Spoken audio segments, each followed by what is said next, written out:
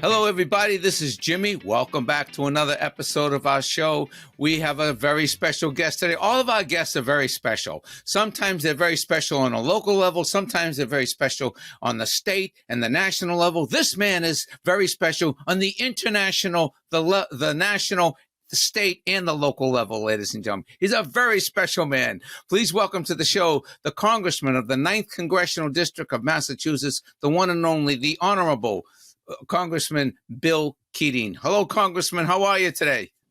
Evidently, I'm special. Yeah, I'm very special today. Thank you for asking. You're very special. And we're special because you took out time to talk to us today. So we're very grateful for that. So, Bill, just remind people, your district is basically the Cape and Islands. Is that correct? It's the South Coast, areas like New Bedford, the entire Cape, Martha's Vineyard, Nantucket, and the South Shore, most of the South Shore. Okay, great. By the way, Bill and I will be doing an event on May 31st in New Bedford. All that will be in the show notes, and it's also be on my website and on Bill's website, keatingforcongress.com.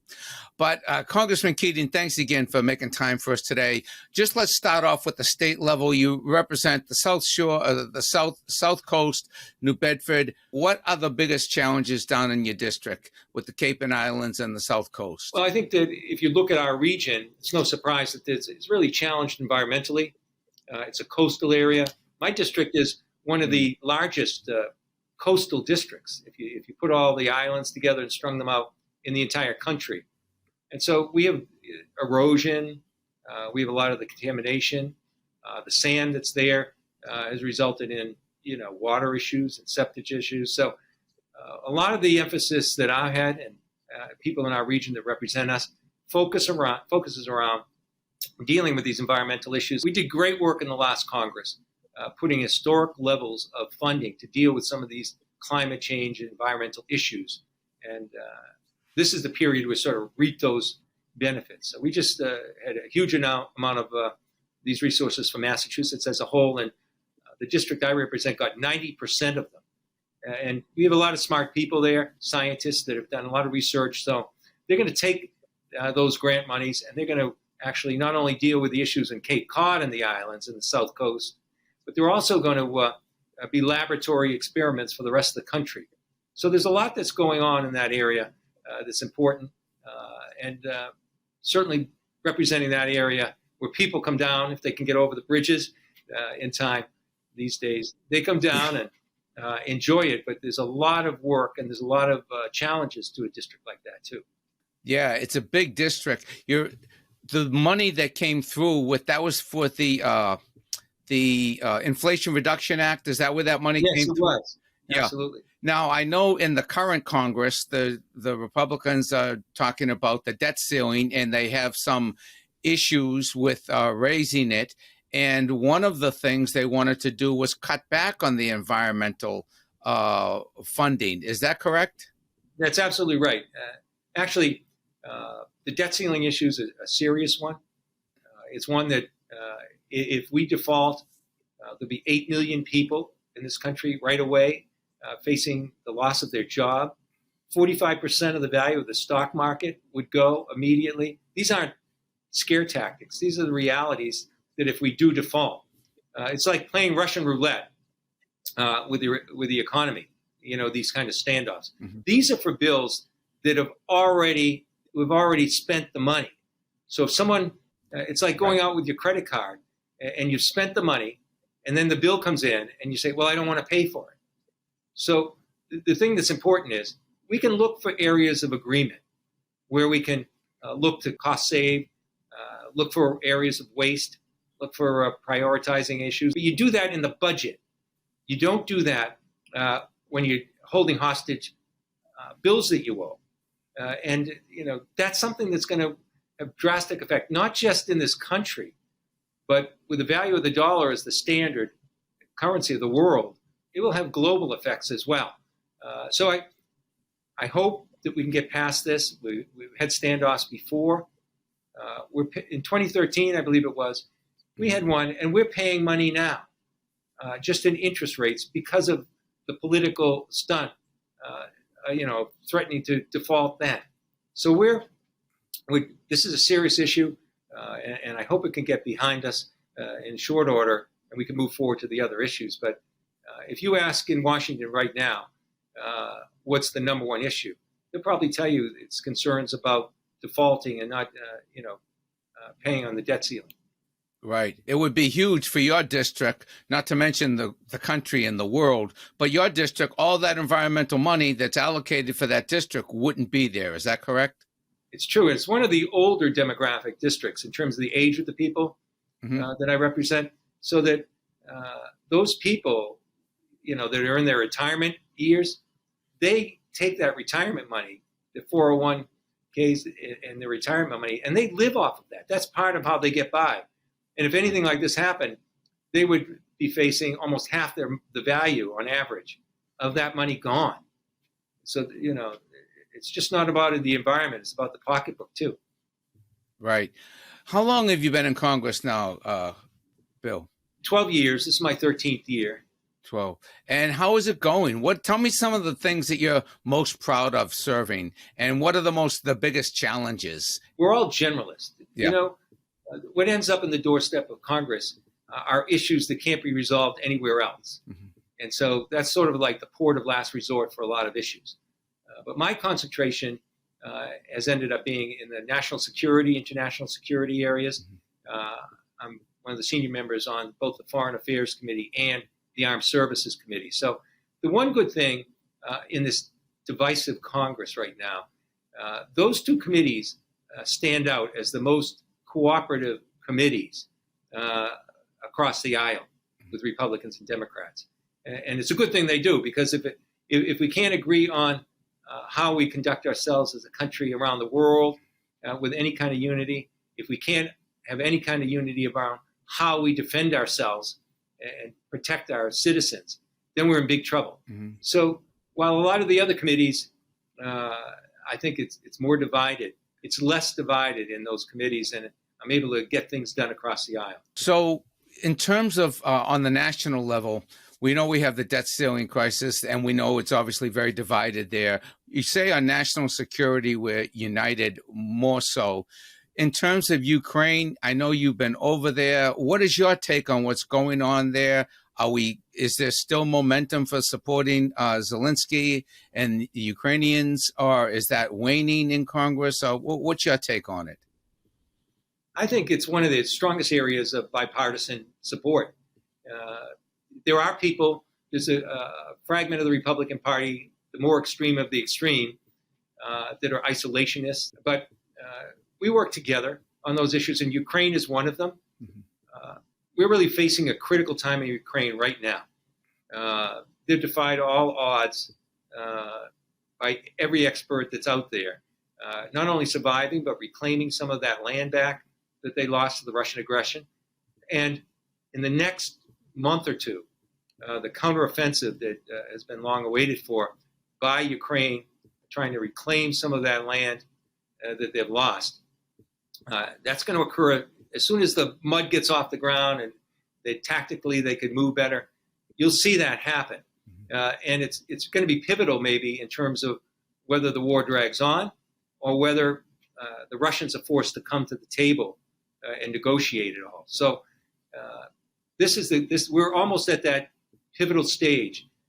I must tell you, though, the atrocities, I've met with people that are on the ground over there that dealt with the human rights and the torture that the Russians are doing, Russian soldiers. I mean, they're raping children, boys and girls. They're doing it in front of their parents. They're doing things, Jimmy, that targeting civilian targets, maternity, hospitals, schools, places where people congregate as civilians in their daily lives. They're trying to terrorize, but it's not working with Ukrainian people. They're standing up to that, and it actually builds more resolve, I think, on their part. Congressman, ideally, what do you think the best case scenario would be to resolve this? Almost every war ends up in negotiations. World War II didn't, because the enemies were completely decimated. Putin had attempted originally to go in to Ukraine. He thought it would be easy, go right to Kyiv, take over the government, and set up a puppet government. That was his plan. That failed. So once that has failed, and he has no hope of that anymore, it's going to end up in the negotiating table. So how do you get to the table? Well, the only way Putin will go to the table is if he's losing, and he's forced to. And this counteroffensive that I'm talking about could set the stage where that might occur. It's really unbelievable. The loss of lives by the Russians. We have forecasts in just over a year, over 100,000 casualties, over 20,000, and that's conservative, Russians killed. And if you look at all the time we were in Iraq and Afghanistan, add it all up, it didn't come close to 20,000. If you look at the time, they're on a track where all the casualties that we lost in Vietnam could occur in the next year or so at this rate with Russia. But he doesn't care. He's just putting those people out there in the front lines. He's gone to the prisons and cleaned out the prisons and said, we will give you clemency if you go to the front line. Some of those prisoners, some that, for instance, have HIV and they're not getting treatment there, they're saying, we'll give you treatment if you go to the front lines. And he's just putting these people out there. And in the last few months, they're just getting slaughtered like a meat grinder. And he doesn't seem to care. There's a point where losing different land that he reclaimed, and he said that part of his country will drive him back to the negotiating table. And it's only at that point, I believe, we'll be able to talk about a ceasefire and dealing with the other issues.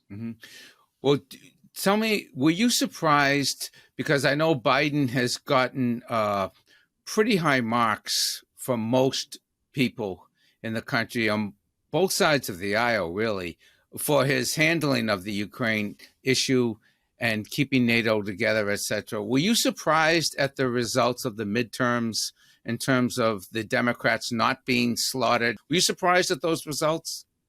I was. I guess you're not supposed to say that. Yeah. But if you look at history, as you mentioned, it happens every time. There's usually a big loss in the midterm. That didn't occur. In fact, we almost won. If it wasn't for New York State and I think some malpractice the way they handled it as the Democratic Party, we could still be in the majority, which would have been a historic achievement. But I'm very confident in 2 years the majority will be back, because there is extremism on the other side. And when they're talking about these radical cuts, they're cutting into veterans issues. They're cutting into Social Security and Medicare. They say they're not going to do that, but their plan to deal with the deficit resulted in cuts that inevitably would have hit those areas as well. They want to cut, but they just don't want to say they are going to cut it. That's hugely unpopular. Right. And they've taken the time they have right now. And you have to ask yourself this question in very common sense terms. What have they done now that they have the power in the House to help the average person in their daily life? And that simple question, the answer to that is nothing, nothing. And so with that being the case, they are really going to have a hard time going into this next election. So I'm surprised we kept it as close as we did, but that makes me very confident that they're doubling down on all these losing issues. They're doing nothing about the increasing gun violence and the loss of life, even though 80 to 90% of the public believes that we should take action on assault weapons, red flag issues, background checks. These are hugely popular. Right. On the women's reproductive rights issues. Huge numbers against what they're doing, but then they're doubling down on it. So they might be winning points on their narrow base, but if you take this kind of extremist policy, you're not going to get the independent voters. And those are the voters you need in a general election. And unless they change course radically, they're going to face a very tough election this next time out. And we'll have the House back.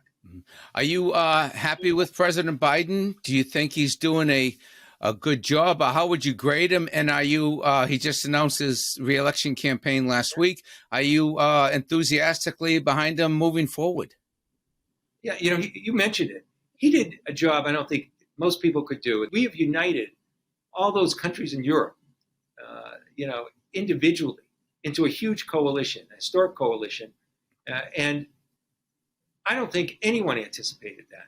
But his background, his foreign policy, he knew a lot of these leaders on a personal basis. The stories are legion that if some of these people have an illness in the family, he picks up the phone and calls them up. He's known them for years, and that really helped. Mm-hmm. So I think, when you look back at history, even at this first term, that's what they're going to point to with Joe Biden, how he staved off one of the greatest challenges to Western democracy by putting a coalition together. So he gets great grades for that. The popularity polls are tough. There's a countrywide poll coming out very shortly. It's going to show unbelievable popularity for Joe Biden. But I think the bad news is that country is Ireland.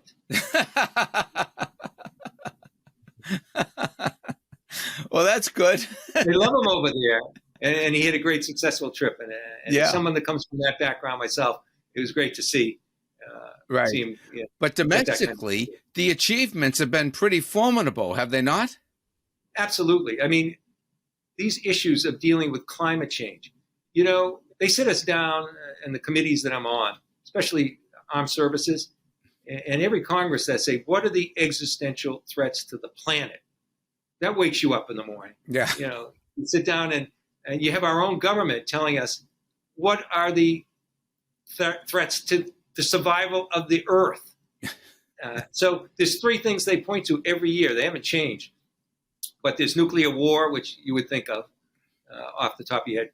And then there's the pandemic, which they would say every year. And until it happened, I honestly thought it wasn't going to be a threat, the threat that it was and the damage that it did. And the third one, and this is the military talking, is climate change. Mm-hmm. That's how serious this is. It's a lot of our defense budget goes to dealing with these issues. A lot of the conflicts around the world because the migration that occurs, when there's famine, starvation. And so it's a huge issue. And we took it on at a scope that no one has ever done before. And Joe Biden steered that ship. And now we're seeing the results of it in an unprecedented investment that's there in some of the highest growth industries. And, everyone's talking about China. They were ahead of us in so many fronts. This investment that we did on climate change is one that's going to propel us to the lead on that front as well. And you know how he did most of that? He didn't do it with big government doing it. There's a lot of tax credits for businesses, small ones, medium ones, as well as the large ones. And having that kind of monies there to push them over the top in these investments, it's incredible. One of the fastest growing parts of our economy surround these issues. And if we're going to have good paying jobs into the future and a strong economy and not lose our footing to other countries around the world, that investment's so important. So he gets high grades on that one too. Right. Well, you would think that the Republicans in the House would understand that the environmental legislation that they got through is a job creator. I mean, it's pretty obvious. You just look at the track record on any type of investment. If the government makes the tax credits, people are going to invest in it. I mean, and some of the states that have come the furthest are red states with wind energy down in Texas. It's huge. In the Midwest, it's huge. We got the offshore wind. How is that going now with the offshore wind here in Massachusetts? Well, you're right about that. Even in this latest Republican effort to deal with the deficit, they won by 217 to 215 votes. I mean, that's as close as it gets. One person changing their vote and wouldn't go forward. And they had to make changes on biofuels and those issues because those Republicans weren't going to vote for it because it's important in their district. Right. They're going to find out more and more. These are jobs in their district and jobs that are going to help us in the future compete with the rest of the world and jobs that are going to help us deal with the climate change issue that we're paying so much for as we go forth. So I don't understand exactly why sometimes they vote against their own district. they're going in the other direction. Part of that bill said that they wanted to invest more in coal and in oil and gas, and they're going in the opposite direction of the rest of the world, except third world countries and things. So we're seeing them take very strange positions in terms of, I think, common sense issues, but also political issues. This is it's not a net gain, it's a net loss when you get to the general elections, because mostly independent voters don't have the same enthusiasm for parties. That's why they're independent. They like the ability to go back and forth and choose. But that doesn't mean they are not passionate about issues. And when you're just looking at your own base in a primary and ignoring, which in my district is 2/3 of the vote, the independents, then you're really hurting your chances even on the political front. Mm-hmm. And sometimes on issues, the people lead a lot of the political leaders. And when you're looking at the issue of gun safety, when you're looking at the issue that we have made great progress on, healthcare issues, it was the people that led some of the leaders. The public support was there before the leaders took action. And I think that they're going to see the effects of this because the people are ahead on these issues. Mm-hmm. And they're digging themselves into a hole on issues of personal freedoms. A woman should be able to make her own healthcare choices. They had a whole week dedicated to having Washington make the decisions about what's going to happen in your local school and not having local school committees make those decisions. Mm-hmm. It's just the opposite of what, maybe a decade ago, the Republican Party stood for. Yeah. Bill, do you think that as we get closer to 2024, that the Democratic Party, the Democrats, will be increasingly more supportive of President Biden? And do you think that the country as a whole will be more supportive of President Biden, even though he's 80? He was very funny, actually, at the correspondence dinner last week. He was, making fun of his own age and everything. That always goes over big.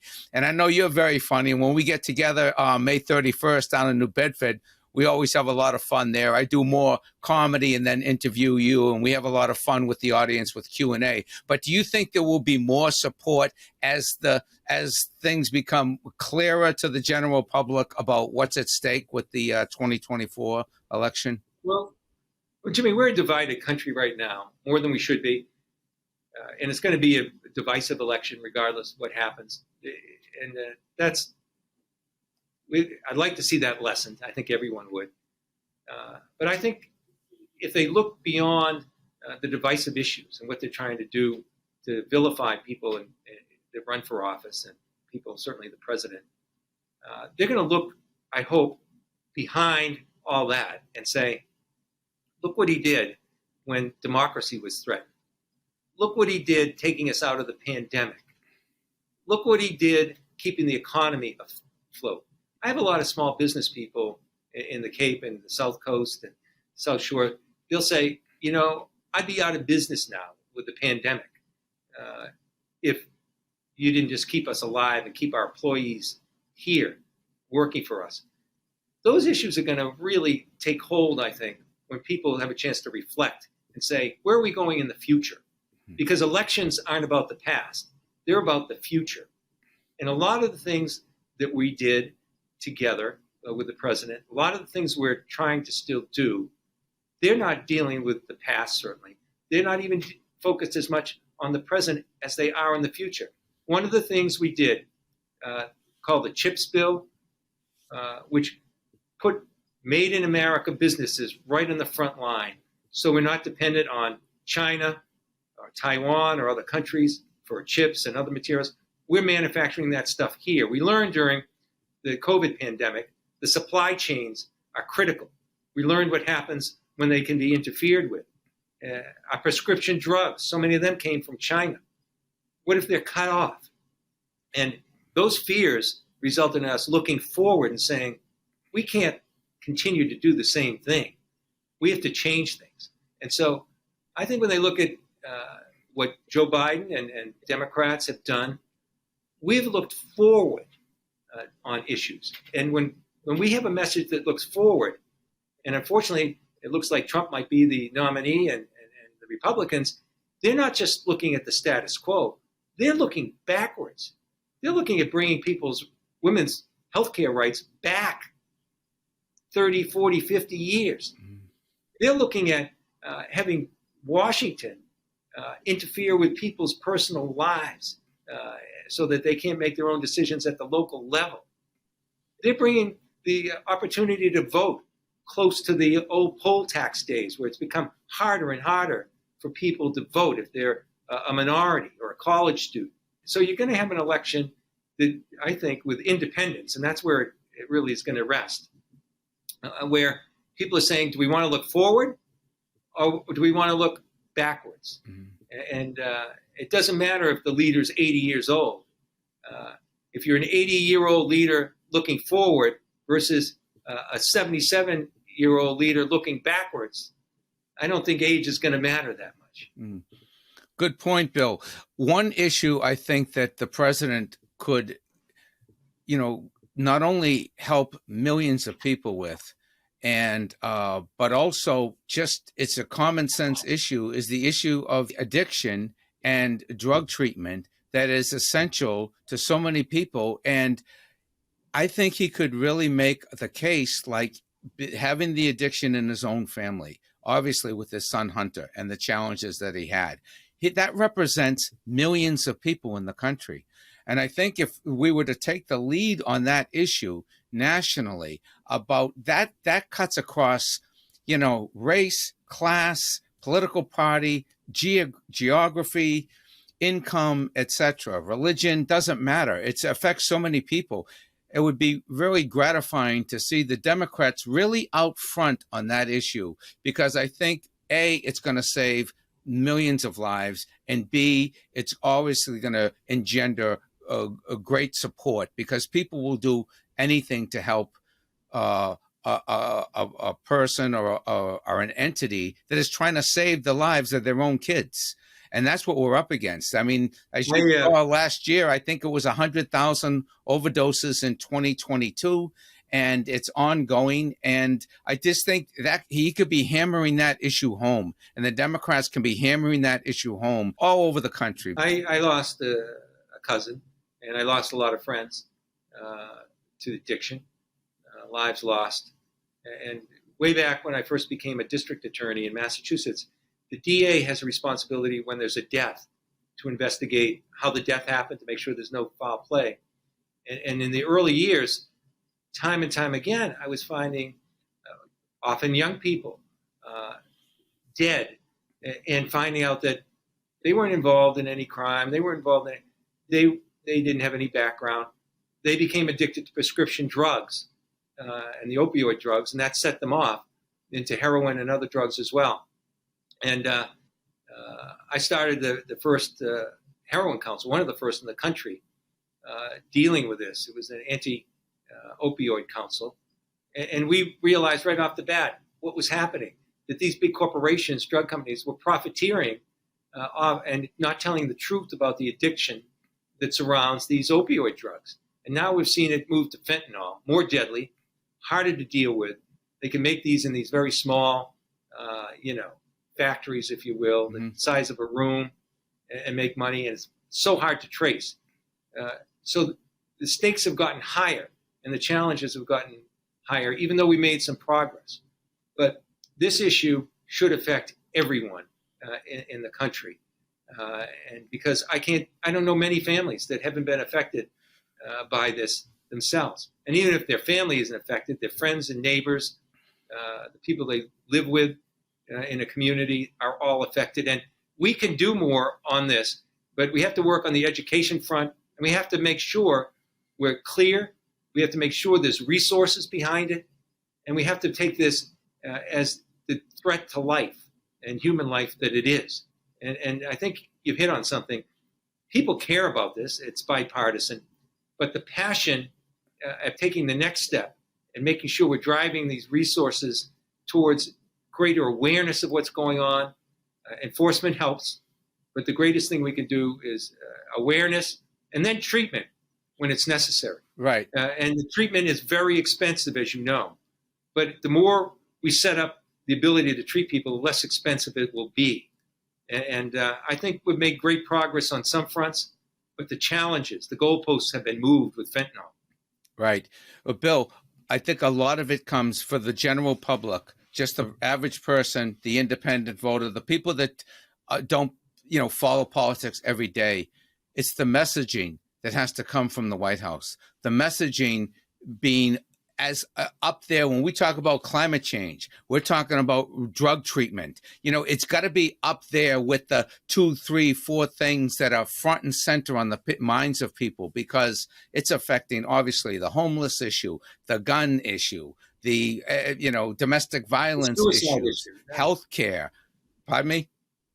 The suicide issue. The suicide issue, absolutely. So I just think it's something that needs to be addressed, and I think the president would be the perfect messenger for this, given his own family history and given the family history of so many of other people, of Republicans and Democrats, going back to Jerry Ford and Betty Ford and Billy Carter and Jimmy Carter. I mean, there's all these families have been affected on that level. And I just think it's something that would resonate with the American people. And I hope that they can hear this interview and hopefully put it up there in the top 3 or 4 issues that they're talking about moving into 2024. You're right. I think the president is in a position where I think the compassion he usually comes through with as an individual, as well as his own personal experience with his son, could help. There's no one that's immune from this. And we all have to look at this as a national priority. Well, Bill, you're right on, and thank you so much for your time today. I look forward to seeing you on May 31st in New Bedford. We're going to have a lot of fun. I'll do a little performance. Bill will come out. We'll do a little Q&A. And then the audience, we open it up to the audience for questions, and it'll be a fundraiser for Bill. And so if you like Bill Keating, come on down. If you don't know that much about him, come on down. Learn something about this former DA who ran for Congress and has been there for 12 years now, doing great work. And it's got the best interests of the South Coast of Massachusetts and the United States of America at heart. So, Bill, thanks a million for being here today. Bill Keating, KeatingForCongress.com or JimmyTingle.com. You can get tickets to the May 31st event. And it's great to see you again. Keep up the good work. Please carry the message. You make us proud, and keep doing what you're doing. All right. Thanks, Jim. And thanks for you doing the work you're doing on the issues that we discussed, as well as other issues. Appreciate it. Of course. Thank you, buddy.